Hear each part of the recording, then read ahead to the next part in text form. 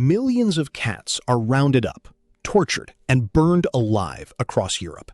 Not by criminals, not by madmen, but by order of the church. And within a generation, a third of the continent is dead. This is not folklore. This is policy. And it starts with one papal document that changed the course of human history. It's 1232, and Europe is in the grip of something it barely has words for. The Inquisition is still young, still hungry, and the Church is on a campaign to root out heresy wherever it hides. Pope Gregory IX, the same man who officially launched the Papal Inquisition, issues a document called Vox in Rama. It's addressed to the King of Germany, and it describes in lurid detail the alleged rituals of a heretical sect. At these gatherings, according to Gregory, Satan appears in the form of a black cat. Initiates kiss the cat beneath its tail. The devil himself communes with them through this creature. Gregory doesn't leave it as a warning. He frames the black cat as an instrument of Satan. And across Europe, people start acting accordingly. Cats, particularly black ones, become associated with witchcraft, with heresy, with the devil himself. Church-sanctioned mobs begin culling them. In towns and villages, cats are hung, drowned, and burned. On feast days, particularly the Feast of St. John, burning cats alive becomes a community ritual. Crowds gathering, cheering, as cages full of cats are lowered into bonfires. French kings attended these events. They were entertainment. They were piety. For roughly 300 years, this is normal.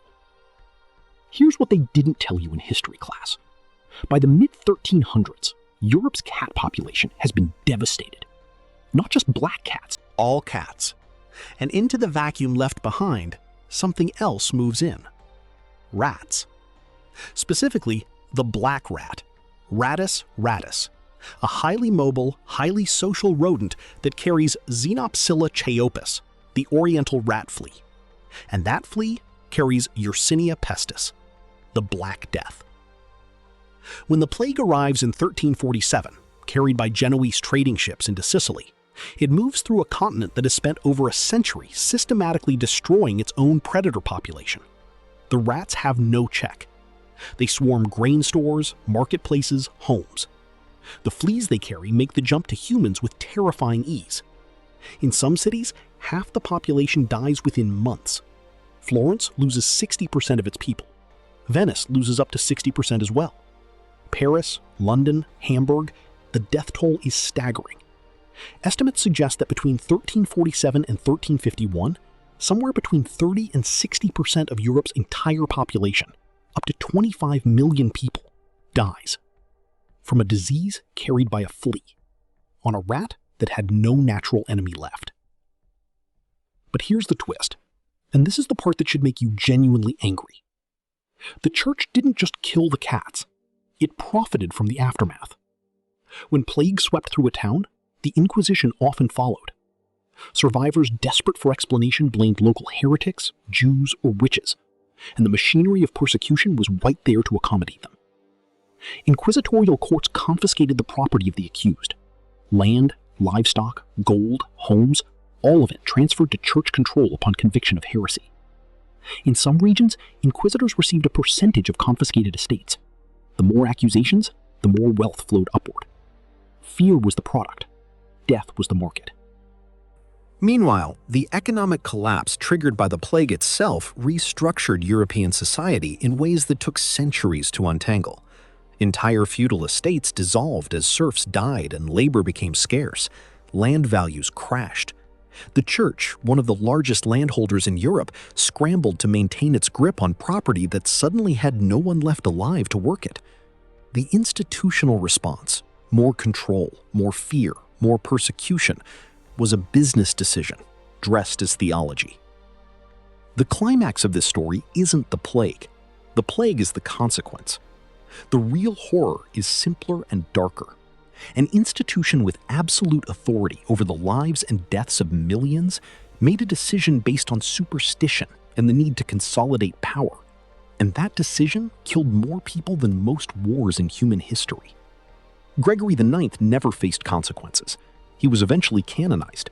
His papal bull was never officially retracted. The cat burnings continued for centuries after the Black Death because the church never connected the dots, or perhaps never wanted to. This isn't just history. Sound familiar?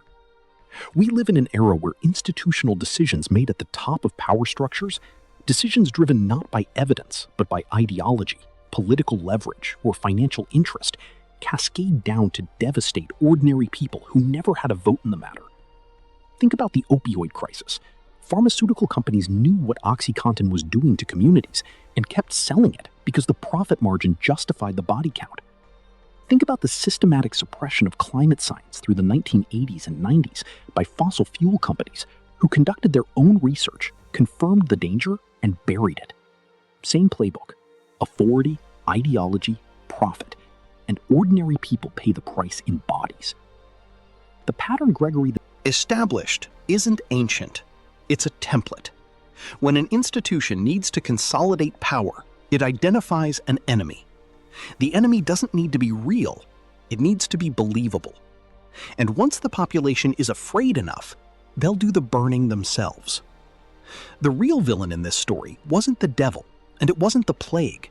It was the machinery of institutional authority that turned fear into policy and called it righteousness.